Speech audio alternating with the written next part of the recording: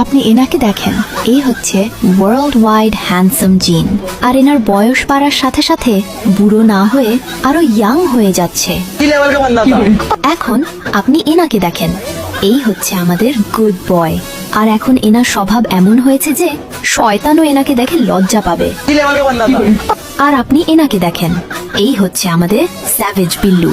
সে যখনই free time পায় তখনই ঘুমিয়ে যায়। আর এই হচ্ছে আমাদের লিডার র্যাপ মনস্টার, যাকে আমরা ডিস্ট্রয় মনস্টার নামেও চিনে থাকি। মানে আমাদের লিডার কোনো জিনিস টাচ করে আর সেটা ভাঙবে না, এটা তো কোনোদিনই হতে পারে না। এই হচ্ছে আমাদের ছোট প্যাকেট, বড় ধামাকা, মানে আমাদের কুকি।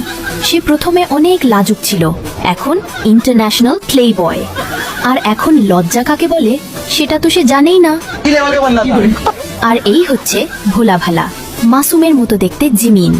আর সে এত ফ্লোটিং করে যে আর্মি তো দূর থেকেই বলে দেয়, এবার বন্ধ করো জিমিন, আমার লজ্জা লাগতেছে। আর এই হচ্ছে আমাদের জে হোপ। সে এত ফানি যে ডিপ্রেশনের মতো কোনো জিনিসই ছিল না আর্মিদের জন্য। বাট এই জে হোপই 2025 সালে সকল আর্মিকে ডিপ্রেশনে ফেলে দিছে। মনে আছে? খেলেন গার্ল।